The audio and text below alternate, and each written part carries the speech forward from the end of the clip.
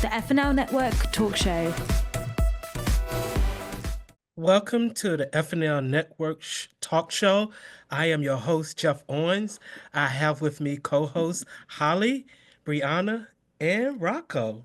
How y'all doing today? Happy New Year's. Happy New Year's, everybody. Happy New Year, everybody. Happy New It is a Year. new year. We made it out of 2024 into 2025, and I am excited about the new year and what's coming forth. I'm looking for great things. So, what are y'all thinking about the new year? Are y'all happy that we are actually transitioning from 2024 into 2025, which is today is January the 3rd. What do y'all feel about this new year before I actually get into the topic? So, Holly, I'm gonna ask you first. What are you feeling on the horizon in the new year? Jeff, thank you. That's a great question. I love it because I'm not sick, right now, and I'm getting a lot of feedback about how other people are like catching stuff and everything. I had a great holiday season.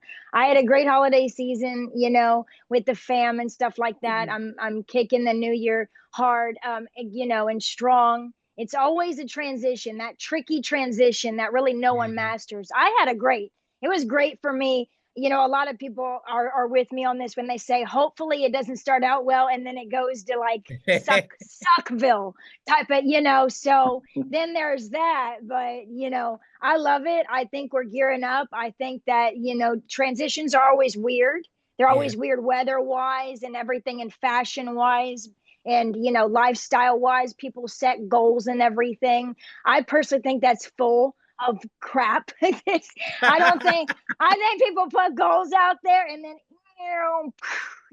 so I hope that people achieve their goals. I'm not being a Debbie Downer on this. I hope that people achieve their goals. So that's just me. Okay. Yeah. And, what do you feel on that, Brianna?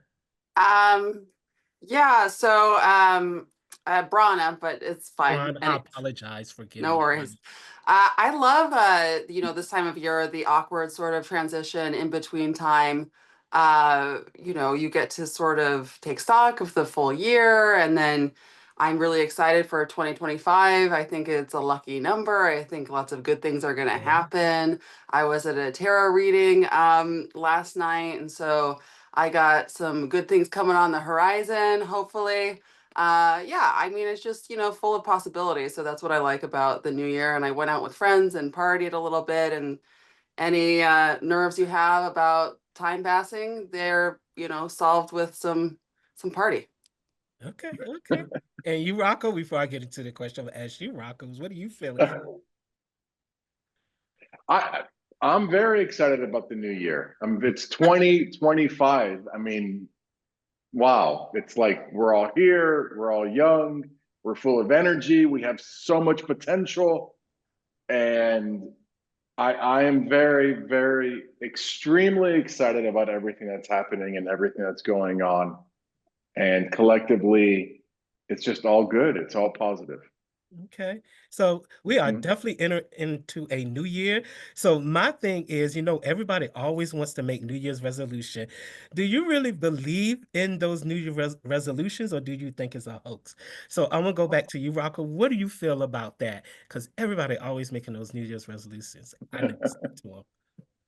Well, I'll tell you that it takes 30 days to make something a habit, right? So you have to change your behavior and stick with it, and understand that to achieve whatever you're trying to achieve, it's going to take time, and break it down into small steps. I think a lot of people get discouraged because they don't get instant satisfaction, instant gratification. They don't lose that weight or lose the urges to smoke or whatever it may be. So unfortunately, a lot of people will set goals, and a lot of people will expect that their goals would be met like swiping through Instagram. But the reality is that's not life. It takes time and patience and determination and persistence, continuing to do the same thing to achieve the success. And that's how people would ultimately achieve their goal.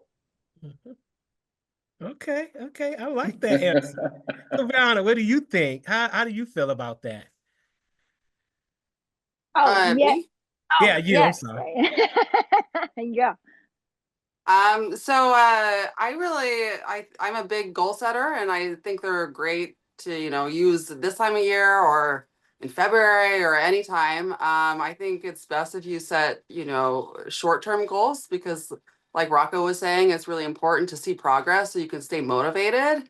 And you want to have like a bigger vision for your life of where you want to end up, but that can be flexible, I feel personally, but I do think that when you're trying to go for something, it's good to set small, achievable goals and just set lots of them all the time. So for me, it's kind of useless to be setting goals, you know, when I'm already setting them all the time, especially during a slow, uh, you know, time of year, unless my goal is to, be reflective and write or something like that. Yeah, it doesn't make sense.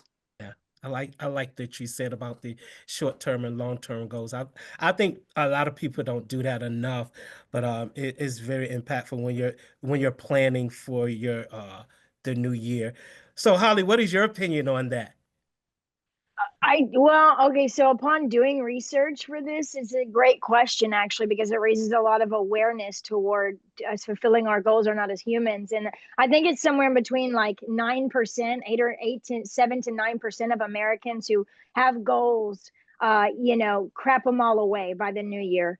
And so that means 3 in 10 Americans, 3 out of every 10 Americans are not fulfilling that. And what that means is between the ages of 25 to 35 are somewhere around there, right? The millennials, the Z generations to the millennials are the people that are actually the ones setting goals, because like it's like 39% of the population is them, and that's what they're saying since the year 2024, since January. So since last year, Z generation and millennials kind of got together in groups or colleges or whatever and started to say, hey, come on, let's set our goals. Let's see where we at, homies. Like, let's just see where we're going with this.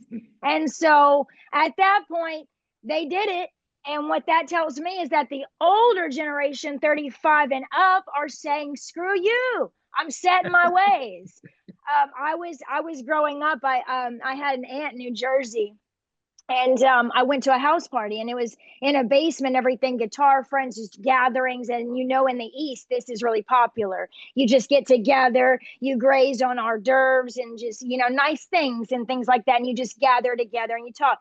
Well, it was New Year's time. It was a New Year's Eve party. So what this particular person did was they set a goal to stop smoking. What they did, their friend held out a cup of water in it, set that cigarette, put that cigarette out. Next thing you know, a week later, they found them in the drawer that they had. Like, they had like gone through a whole pack of cigarettes, going just chopping away, like just throwing that goal away, and just keeping on. Like, I'm gonna do it, but I'm gonna hide it. Like, okay, so what's the point of a goal if you're going to do it? Or you're going to hide it? You're going to do it fulfill it, like Rocco said about a habit. I mean, what's going on here? So this person was probably 40 years old to 45 years old. So it kind of says a lot of things about a lot of generations whenever you see that going on. So do we really fulfill our goals? I don't know. I mean, to each his own. So. Yeah. I hear you. I hear you. So I want to just get a little feedback on with me with making New Year's resolutions. So my thing is I do make goals, put down goals and set goals for me for 2025. Not in depth because I don't really believe in them, but I feel like when you're lined up like with me, my purpose in 2025 started in my 2024 at the end. Uh, a lot of times with me, stuff start birthing towards like the November, December, and it moves me and transitions me into the 2025. So that's how with me, how I've been moving the last probably about 6 or 7 years.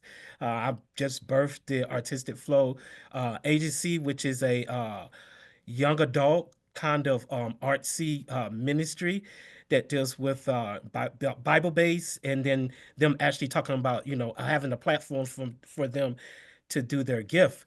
So I've been doing that for probably about 11 weeks, and it took me into that. I knew I was coming to LA. I am preparing to come to LA. So things are moving. I know that 2025 is going to be super amazing for me. I am very excited. I didn't know why I was so excited, but I feel like a lot of things that I did not achieve in 2024 are going to be achieved in 2025 because my heart is pushing towards achieving those goals and going beyond the norm of what I normally would do, overcoming those fear factors and crossing over. LA is a crossing over for me to be able to come out there and fulfill whatever mission that I need to fulfill out there. So yeah, those are the things that are going on with me when it comes to resolutions. Like, I don't really believe in them. I just know that I prepare myself for 2025 in a way where I want to have if it's a new assignment, I want that new assignment to start manifesting before I actually go into my 2025. So yeah, that's what I wanted to say about what my opinion is. So we're gonna go to the next question. I hope everyone is prepared. So my next question is talking about what is your thoughts on the changing of the guard and the presidency? When it comes to that, what do you see in the next 4 years? What do you think is gonna truly happen? What do you feel like is gonna manifest? Is it gonna be a good or is it gonna be a bad? What is your perception on those things that are coming forth as we transition already into 2025? So Brianna, I'm gonna ask you, what do you feel about that? Well, I think it's going to be a mixed bag overall in the end. You already see the visa issue coming up. There's some infighting about the H-1, visas, and it's all these issues are very complex. I do think that um, you know, perhaps the economy will be better. I think the stock market has definitely been in a better place since the election. And yeah, I'm excited to see what could happen. I'm open to seeing some improvement. I'm not uh, you know, discouraged, but I know that there will be things that I disagree with as well. Yeah, I hear you. And Rocco, what is your opinion? What do you feel like is going to transition into the 2025? You take a deep breath and I'm watching your posture. Okay, so it is so obvious with the election results and the popular vote what America wants. It's just so obvious. And I was surprised looking at the political parties and who voted for what party. And there's several maps out there, and it says these are the blue areas and these are the red areas. And what's fascinating, there's no blue states, actually. It's just some blue areas, but there's actually full red states and a lot of red areas. I was surprised. I didn't know it was like that. I thought maybe it was 50-50. So there's definitely a huge mandate coming. I think we're going to see a lot of changes.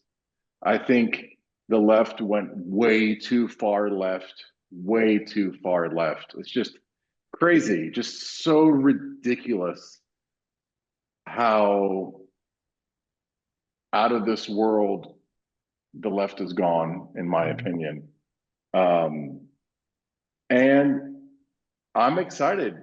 I'm excited for change. I think change is great. Change is good. Change is evolution. You know, when a crab or like a lobster, let's say, for example, a lobster is growing, right? It has to go through this painful process and break out of the shell when it gets larger, right? And then it has to regrow the shell and become hard. And in that process, it's very vulnerable and soft, and then becomes hard, but then becomes bigger, and then sheds the shell and does it again and again. And it's growth. You know, growing hurts, growing sucks, I mean, my God, when I was growing, I had growing pains. I remember waking up and like my legs and my hips were hurting. I thought something was wrong. And the doctor was like, no, you're just shooting up. Like I'm almost 6 foot, 4. I'm 6 foot. I'm a big guy, but I like grew super fast and I had these growing pains. So I think it's great. I think it's really great. I'm excited about everything that's going to happen. The mandate, it's obvious what Americans want of what they voted. And, I am a business owner. I am an entrepreneur. So, I'm looking forward to seeing what happens. Okay. Okay. And Holly, what do you feel? Honestly, I'm gonna go with Brent on this. We're seeing a lot of different things as far as the economy goes. We're seeing a lot of things in crypto, Bitcoin. Oh my gosh, that is gonna become the hugest thing. Elon's backing it. That's no coincidence. Trump is with Elon backing it. That's no coincidence. I think this and Facebook, the way it's become AI and Meta everything, and how the Zuckerberg bought everything out, and how Facebook is so old. It's not. It's quickly becoming like Bitcoin. It's going to take over like everything. I saw something, yeah. Paulie, I'm sorry to interrupt, but something blew me away tonight. I was in a store and I walked by and it said Ray-Ban Meta. And I picked it up. I was like, what is this? And I put it on. And it was sunglasses that you could hear AI, you can take pictures to make video. And I was like, what? This is crazy. This is like Back to the Future. And they're using it for everything. And it's going to be a Back to the Future, but magnified. Like it's not even, Back to the Future is so old. It's in the 80s, right? And that was the futuristic for the 80s. That is nothing compared to what they're pushing for. All electric, Meta, scary, because I'm telling you, like you have sex in the Meta now. You can do anything. Your next is buying groceries in the Meta. Yeah, how do you do that? How do you have sex in the Meta? I want to know about that one. What the hell? What? You're gonna is that considered cheating? That's cheating? What? Okay. In the Meta now, like everything. You're going grocery shopping in the Meta. You're talking to family members that you would normally avoid on Facebook and not talk to on social media and boycott, and who don't even get a holiday card from you, and you're getting it in the Meta. I mean, what is the deal about the Meta right now? Have you been in the Meta? Are pointing to me. I've never been. I've seen it through like glasses, but I don't think that's what they're talking about. I'm thinking what I'm thinking is like another, like an actual session. What is that process actually, right? Where you can actually just kind of zone in on something. There was a movie with Sylvester Stallone in it a while back where he put on this virtual headset. Yeah. That's wild. And it's gonna happen. That's gonna happen there. And Bitcoin. No more banks. I mean, there is a massive plan here. And, don't even get me going into, what happened. A man lights a woman on fire in New York and everything like that. So I'm really happy if they can eliminate violence and sex crimes and this and that. And if they can send people that had really no business setting a lady on fire in the first place, if he were here, because he shouldn't have been here and she was a local. Is that something new? Yes. So, That's light a lady horrible. We're both on the subway or train station, whatever it is, some sort of transportation. He's over here and he got thrown out in 2018 and now he's back and he lights her on fire. A lady that came out of a shelter just one day to go and ride the train station, minding her own business, and all of a sudden she's lit on fire. And, things like that. So hopefully these things stop. And hopefully people can kind of have more of a regulation on what is going on in the Meta and how to regulate it and kind of push it toward progressively in the positive, so that and Bitcoin and I hear y'all. And it's for me, 2025 is going to be rocky. I'm just being really real. But I think people's expectation is what we've experienced in the last 3 years. Their eyes are open. They're not shocked. They're ready to move forward. I think they're stronger now than they were 3 years ago when everything hit with the COVID and all that. I think people mindset have shifted back to I need to get back to how I used to move, and I don't care what comes. I need to get the moving. I cannot stay stagnant, and I cannot stay in the same position. So people's mind is so different. They're cool. They're okay with the changing of the guards, but they're focused on I have to keep it moving. I can't focus on that and think that that's going to dictate how I need to go and birth my business or allow my business to increase. Whatever the scenario is, I think people mindsets is so different, and they're just prepared to go. They're prepared to go over to the next level. They don't want to sit where they've been sitting in the last 3 years. That is my opinion on that. And it is going to be a lot of craziness going on. I just feel like it. But I think it's just all distraction. I think it's just to get you off key in what you're supposed to be doing in your year. That's what I feel like it. So if you stay focused on what you said you're going to do and how you're going to strategize to achieve those things, I think if you focus on that, those things are going to come to pass. They're going to manifest the way that you want them to. That is my opinion. That's what I feel. And I'm just ready for 2025. Good or bad, I'm going to be great. I'm going to succeed. I'm going to go beyond what, men say I can't do. And I think if we get that mindset, I think we'll be a better people and help one another in love and not want to be killing people and doing the crazy over the top things because life is too short, You never know when your time is coming. So I think like that. That's my opinion. So we're gonna get to our last question. I really appreciate everybody. This is all new for me, y'all. I'm really actually up here being a host, but I am enjoying it. I told y'all I am going to the next level, and I'm not scared to step into what is in front of me. So my last question is: all things fashion. Do you agree that we wear fashion?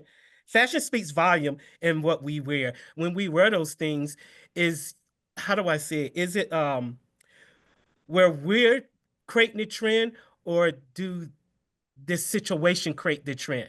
Because I knew back in the days when I was growing up, it was Dolce and Gabbana and Calvin Klein. All these were the people that actually set the trends for the season. But you know, my opinion, I feel like everybody has their own style now. So I just want to get your opinion. What do you feel about that? How do you feel? Do you feel like we still in that age where uh high-end designers were actually the ones that were setting the trends? Or do you feel like we go off of what's going on in the earth, what's going on, with society just in a whole? So I'm gonna come back to you, Holly, because I know you always have a good opinion. You're gonna go in pretty deep, and we're gonna piggyback off of you. What do you feel, Holly? Oh, okay. I'm sorry. Thought you were gonna make a round and then you're gonna have me like go in the We're gonna Grand let you go Canyon in. Do here. we kind of? Because I'm gonna drive in the Grand Canyon. I ain't gonna go light on you. I'm gonna drive it straight in that Grand Canyon, whether you like it or not. No, as far as that, no, what was going through my mind immediately while you were saying that, honestly, I had to kind of take a moment to kind of think about where we're at in fashion right now, where we're at in lifestyles, because it is so different. People Yeah. have pushed limits. What is considered fashion now really wasn't considered fashion. People are wearing things. I mean, it's just crazy. I mean, I think I talked about this on the show before, where people are cutting out their shoes. It's so nuts. I mean, like I said, like just pressing limits here. So I feel like brands will continue to be brands. I feel like it's not at all the same. So brands they will always be worn. They'll always, as their models on this, because of course it's Fashion News Live, of Yeah. course. Yeah. Fashion will always be. I mean, the team has covered fashion before. Fashion designers will always, in brands that will always be, looking for the bodies. Bodies will be, but are we going to go back to, what they're doing in even Japan now and in China, where they're literally having it virtually? So will we even need models in the future? I think that's where we're headed. No one's going to need in the meta.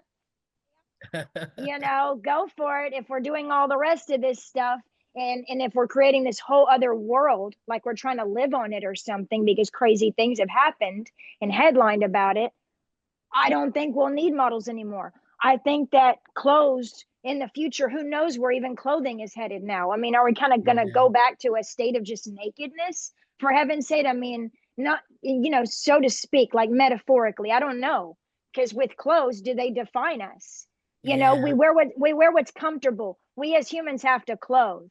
But will it ever, we push the limits so much that people are taking turns in their fashion. So will we keep wearing what's comfortable to us, or will we have to shift with everybody else? And will we have to wear new things? There's women in the Middle East who are covering up their mouths, those kind of things. Well, that never translated to women now. That never translated to the United States in those ways. So some things maybe won't translate in the future. But either way, we will keep it up until otherwise becomes against the law or becomes this revolting thing. So we're going to keep going. Yeah, I wish I want us to get back to how we used to Dolce & Gabbana and we could see the fashion shows. I just feel like me as a designer, I just see everybody claiming they're designers and they're not really designers. They're actually having stuff manufactured. I'm dealing with that. When people are saying that they actually make clothes and it takes away from the true designers. Like when you spend the time behind a sewing machine and you're making samples and you're putting those garments together and they're from scratch. To me, that's what fashion is, and I think it's just like Holly said, it has changed so much. You know, People are just taking stuff with the what they call it, upcycling and refurbishing, and which is good, it's still art. But I just think when you really think about it, when you're creating garments and you're creating beautiful pieces, you think about the person, you think about what level do you want to design on? Do you want to create like a streetwear? Do you want to create a classy line? Do you want to create ballroom? I really truly wish we could get back to those that you can see the difference when it comes to the fashion. So Brianna, I'm gonna ask you, what are your opinions on that when it comes to So fashion? yeah, so I agree with you that I work in fashion, and so I know historically that it used to be more structured with the fashion seasons, and that used to be more of a dictate on the trends, and people were wearing more of a uniform style, even if it was translated a little bit more demurely for average people that maybe couldn't buy the couture, but now it's transformed completely because of all these fast fashion retailers that are, operating in China and elsewhere, which is very bad for the environment, obviously, and they don't treat their workers fairly necessarily, and all these different problems. But aside from that, it's changed the way that people view fashion, and it's made it so competitive to produce new and more and new styles at like a constant basis. So it's really made it so it's not a seasonal thing. It's every couple weeks people want to see a new design. And that's made it so people dress less uniformly. They are less, it can go to an event and someone will be dressed in sneakers, someone will be wearing like stilettos and like a Yeah, gown. And it's like you just see so many different styles even at the same circumstance. And to Holly's point, AI, if you don't make rules against it, certainly is a issue for campaigns with models. But definitely, I always say this, um, you know I personally, as a woman, don't want to go online, which is how a lot of people buy clothes, and look at pictures of clothes on a yeah, yeah. AI. It's a But you have cartoon. to. You have to now. You have to. So that's what's going to end up happening anyway. I mean, how much have you gone shopping this week? And how much are we not knowing? Oh, I don't know if this looks great on my figure, but Yeah, it's that's the getting thing. bought anyway. I think No, that's but you where you were That's the going, thing, Jeff. knowing how it Yeah. fits. it's How does very Yes, it different to yes. form? look at a Form real fitting. human versus Form a fitting. AI rendition of a human to know how something fits. So I can actually tell pretty well for myself, like how something will fit when I'm looking at how it looks on the model, maybe because I have a similar body type. But like in general, I think that it's a lot more helpful to see if something, looks how it looks on the model. And then you see the model's measurements. A lot of websites have the model's measurements and everything. That's a lot more helpful than just a cartoon. Yeah. But like the campaigns that they're doing with AI look very cool. Yeah. Well, that's computer generated, so it's gonna look nice. So I'm gonna ask you a question. So when it comes to the fashion being pushed very quickly, do you feel like the quality is there? Like because they're pushing the fashion out so quickly and the trends are just rapidly happening so quickly. Do you feel like the quality is really there? Like I don't see that when you're mass producing it so quickly. How are you really picking the fabrics and really choosing the quality of fabric that that feels good to a client or or falls right on a client's body structure? Do you feel like that's really happening? I'm gonna ask you, Holly, and then I'm come at the Brianna. No, not at all. Not at all. And I think that the things that were cut, the ways that each individual mannequins, first of all, even mannequins don't even look the same anymore. And of course, that's gonna, we don't expect anything to really be, certain things should be kept. It's like a house. I mean, you want to keep it, especially if it's a historic. But as far as mannequins and as far as form fitting, I mean, you look at in the 60s and through the 80s, and you look at how things have changed, and things have been able to fit, and but things were differently cut, Yeah. and now if it's so revolutionary because you as a designer know this. I actually, this is a perfect question. You would know, like no one would know. No one could touch, yours, and I'm sure Rocco's knowledge, and Yeah. those that are really high in the fashion industry on. And now, the skirts were very, very well form fit, and and pants and hats and things like that. I mean, they were tailored to people in a different era to a T. Long skirts and things like that, and pantyhose and things, and just things that were so form fit. And women and their upper part, and how feminine they looked in their upper, and how masculine men looked when they're tailored, when their Yeah. jackets were tailored and things like that, and they weren't long, like overtaking their hand. They were just right Right there, and there. like, yeah, exactly. And it's like, Very clean. now, where are you paying attention to those measurements? Are measurements even the same in Japanese? I know I'm not even, like, Asians look smaller. They're petite women, and they're not even to a same size as an XS, like an extra small, and things. I mean, things are so different now, so different. So only you fashion designers, and only, the true people that are renaissance in the fashion industry would truly know this question and know how to answer it. So I'm leaving Yeah. the ball back in your court. Okay. All right, Brianna, what do you think? And then I'm getting Rocco. That's why I'm waiting for him. I'm waiting to talk to him last because I know he's just gonna bring it on in. He's Well, Yeah. that industry heavy. I also think that you're probably in a better position to say, but definitely I think the more customization you have and the better, fabrics you're using and everything, it makes the garment feel completely different. So, you know, you can make a perfectly fine, shirt or whatever in a factory anywhere, but it's not going to be the same as like a custom made suit in Italy or something. So it's Yeah. not the quality's not the same. Yeah. Yeah. So Rocco, we're bringing it into you. What is your opinion on the fashion? Do you feel like it has transitioned into what we're dealing with in society, or do you what is your opinion when it comes to the fashion, how it has changed so drastically? As I look at, it's just the styles, especially with the young adults, they just creating their own style. And when I look at it sometimes, some of it's good, and then some of I'm just trying to understand this, the patterns and the color popping. And, what is your opinion? Okay. I think it all boils down to social media, instant gratification, ultimately.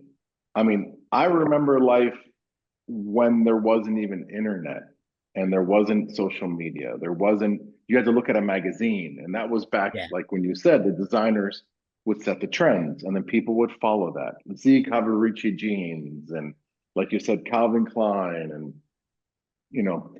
and now someone's looking on their phone, they have their phone and it's, swipe whatever, dum, bum, bum, bum, bum, and they can go cut up their own jeans or go to the thrift shop and buy something and put it together. Everyone's making their own trends. There's no more seasons.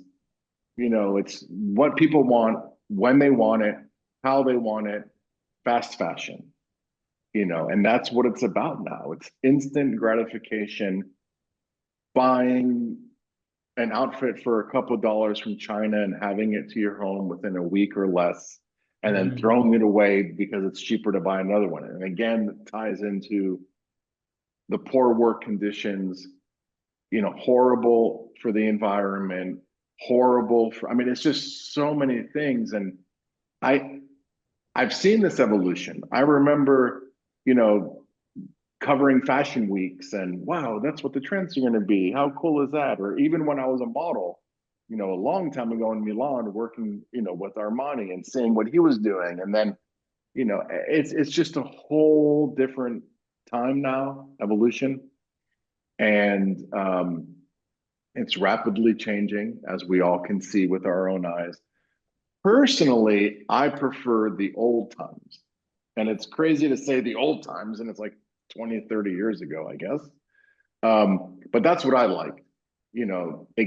Everything Holly described about the tailored suits. I actually have all my suits are tailored the exact same way Holly described it. I had to have them made in Bangkok, which is an amazing place to have clothes made, by the way. But anyhow, it's just a very different time now, as we all see on social media, and everyone's a designer, everyone's making their own thing, which also it's an amazing thing as well, because everyone can express their own identity. Yeah, identity, that's right. So you are inspired, you go out and you create, and that's what you've been doing for the last 11 weeks, is you've been nurturing these people in your community to do that, exactly that. So it's not a bad thing, it's just the way it is. And that's the evolution. And I'm curious to see now, what's the next? What's the next? What's the next? And then all, 4 of us living in the United States, we have the luxury, to have that freedom to wear what we want. In other countries, and sew it ourselves. Exactly. Yeah. I mean, in other countries that I've traveled to and I've been to, Holly couldn't walk in public with that shirt because her shoulders are showing or her hair is out. There's many places in the world that don't have the freedoms. And that's, in that country with those, whether it's religion or their laws or whatever. So, I feel like we are blessed to be in the United States, that we can do this, we can do what we want. We can play with our styles. We can play with fashion. As long as we're not hurting anyone else, then it's a good thing, I think. So what's your opinion? I'm gonna ask you this. What is your opinion on designers that aren't designers? I'm having an issue. Me? Yeah, I'm asking you, Rock. I have an issue with that because they say they're designers. He's like bugging about this. You can tell, like it's brought back twice, maybe a third time. And then you ask them, how do they put the garment together? And they said, well, I get it manufactured. I just tell them how I want it. And I'm like, well, you're not really a designer. You're more like a stylist. Isn't it like a stylist? You're creating a ID. I want to see an ID, and if it doesn't say fashion designer, you're going to jail. I'm just having a little confusion with that. So I'm just like, do you get behind the sewing machine? No, I don't do that. I was like, well, in my opinion, a designer is someone who either takes the fabrics and puts it together, drapes it, puts it together like Holston used to do, or someone that sketches their concept and idea. They figure out what fabric they want to use for that outfit, whether it's a 1-piece, 2-piece, 3 pieces, figure out the accessories. They go to a tailor and they say, this is my design. I need you to make a pattern. Please put it together. You have a sample made. Try it on. If you are someone that just tells, I guess, a manufacturer, make this and put my name on it. That's what I'm talking about. Yeah. I guess they're just a business person and they're not a fashion designer. They're not a designer. They're just in business. They're an entrepreneur. They got one, yeah. They're a wannabe. They're a wannabe. They're a poser. You remember this word, poser? Yeah. They're a poser. They're pretending. They're just fronting. It's fake. They're posing. So I took a deep breath on that, y'all. When I hear it, and I was like, because sometimes the garments be amazing, and then with me being a designer, I always love to ask the probing question, and where you get your idea from, where you get the inspiration from, and then they just say, oh, I just told her I wanted this, and I'm like, okay, but it's like it's really passion in it when you're doing it, like. Your mind, you're sitting in this quiet place and you just have come up with these wonderful pieces, and the color scheme going into, places like the mood, and, I love to feel the fabrics and see what my look's going to look like. So, but yeah, I just wanted y'all opinion on that when it comes to that. That would be like someone saying, I'm a chef, and they go to McDonald's and be like, okay, make me a hamburger and take off the lettuce. Yeah. Oh, I'm a chef. No, you have to put your ingredients together, cook it up, sit down, enjoy the process, and then you eat it. Yeah. Well, and someone else took the credit for flipping the burger. That's right. And frying those French fries. Yeah. Somebody paid. Somebody paid price. Somebody go get paid there. Yeah. Exactly. So there's a difference. So yeah, I thank each and every one of y'all on tonight. That ends our show with the FNL Network. It was wonderful being a host on tonight and working with each and every one of you. Holly, thank you, Holly. Brianna, thank you so much. And Rocco, I really appreciate you. And I hope everyone has a wonderful night. You. Thank you. Thank you. Thank you. Good night. Have a good night, everyone. Bye. Good night. Happy New Year. Good night.